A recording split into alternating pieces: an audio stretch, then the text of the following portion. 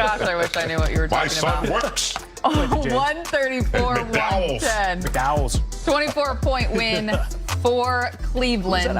Evan Mobley leading the way with 25. Donovan adding 24. Jared Allen, a big one, 20 and 17. LBJ, Anthony Davis combining for 46. Dalton Connect off the bench. He had 18. Let's head back to Cleveland. JJ Redick is speaking with Mike Trudell in the media.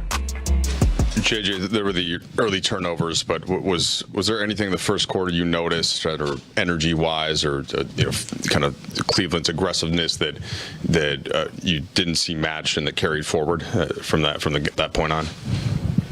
Yeah, they're a really good basketball team. They spread you out, and they have guys with some pop, with Garland and Mitchell, and certainly LeVert and Ty Jerome played great. It's good to see him healthy. I think we just kind of got punched in the mouth a little bit, but we play good teams. You can't afford a lot of mistakes. We made a lot of mistakes. Simple stuff sometimes, low man, rotations, not executing our switches early. They did a lot of things that forced us into those mistakes, but you play a good basketball team, you can't make that many mistakes. And we got down early and just couldn't recover. And frankly, you get down early and then you are at a deficit with turnovers. They had 17 more scoring opportunities. They generated 13 more threes. They beat us plus 33 in the three-point battle. It was like, we had the lowest crash rate of the season. We had our highest limbo rate of the season. I was like, it's not a winnable game if you do those things. Turn the ball over 20 plus times. Not going to win those games. It's just math. So. When it's that clear and that distinct, you're thinking about when you're going to the next game. Do you focus on this game, the film, and everything, or is there a part of it that you wash if the effort just wasn't good enough all the way? We're gonna have to watch this film. I mean, just based on the travel, we'll be able to do that. So.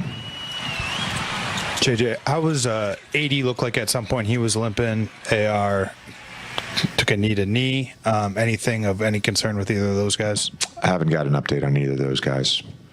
One of the things that you've always said about your team is you've always liked their level of compete. Mm-hmm. Disappointing tonight to see them that kind of maybe vaporize a little bit underneath what Cleveland did. Yeah, I don't know that it was that. Again, Garland and Mitchell off the dribble gave us a lot of problems.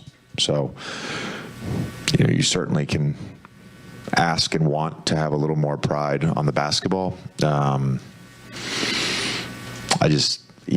don't think the focus and attention to detail of what we were trying to do was great tonight. It didn't feel like, it was an effort thing or a competitiveness thing. It was just,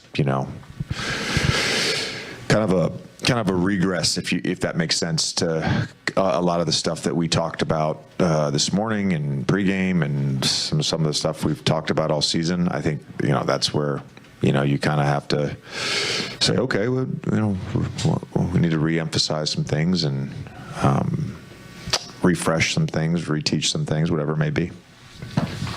With the game out of hand in the fourth quarter, you put Bronny James in. Obviously, this fan base appreciates the James family. They were calling for it a lot of the second half. Just what did you make of his minutes and him scoring his first bucket back here?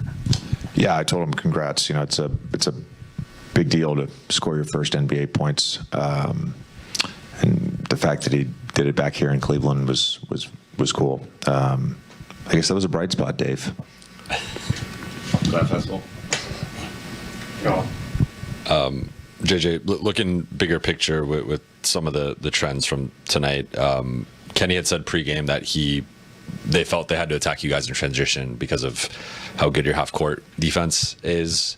So I guess with that kind of context, like, what do you feel like the transition defense is at currently, and how do you feel like it can improve? you have to stay out of limbo, number one, and your offense has to help your defense. So if you turn the ball over and you're not getting back, your transition defense is going to suck. Thanks, Coach. Lakers' next game on the road trip